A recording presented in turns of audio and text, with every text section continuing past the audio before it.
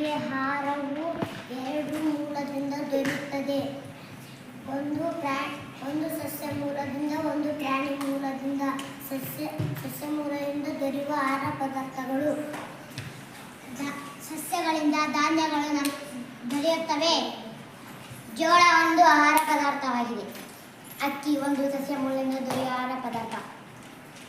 ಬೇಳೆ ಒಂದು ಸಸ್ಯ ಮೂಲದಿಂದ ಆಹಾರ ಪದಾರ್ಥ.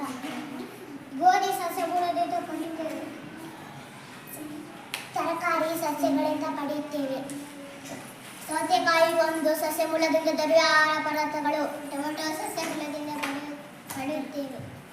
ಈರುಳ್ಳಿ ಒಂದು ಸಸ್ಯ ಮೂಲದಿಂದ ಪಡೆಯುವ ಆಹಾರ. ಗಟ್ಟಿಗೆ ಕ್ಯಾರೆಟ್ ಸಸ್ಯ ಮೂಲದಿಂದ ದೊರೆಯುವ ಆಹಾರ ಪದಾರ್ಥ. ಬದನೆಕಾಯಿ ಸಸ್ಯದಿಂದ ಪಡೆಯುವ ಆಹಾರ ಪದಾರ್ಥ. ಸಸ್ಯಗಳಿಂದ ಹಣ್ಣುಗಳನ್ನು ಪಡೆಯುತ್ತೇವೆ. ಬಾಳೆಹಣ್ಣು ಸಸ್ಯ ಮೂಲದಿಂದ ದೊರೆಯುವ ಆಹಾರ ಪದಾರ್ಥಗಳು.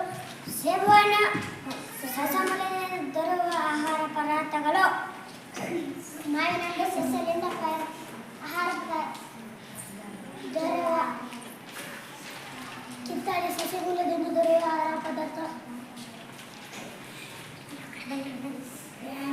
ಮೂಲ ಆಹಾರ ಪದಾರ್ಥಗಳು. ಹಾಲು ಒಂದು ಪ್ರಾಣಿ ಮೂಲದಿಂದ ದೊರೆಯುತ್ತದೆ. ಮೊಸರು ಒಂದು ಪ್ರಾಣಿ ಮೂಲದಿಂದ ದೊರೆಯುತ್ತದೆ. ಮೊಟ್ಟೆ ಒಂದು ಪ್ರಾಣಿ ಮೂಲದಿಂದ ದೊರೆಯುವ ಆಹಾರ ಪದಾರ್ಥ.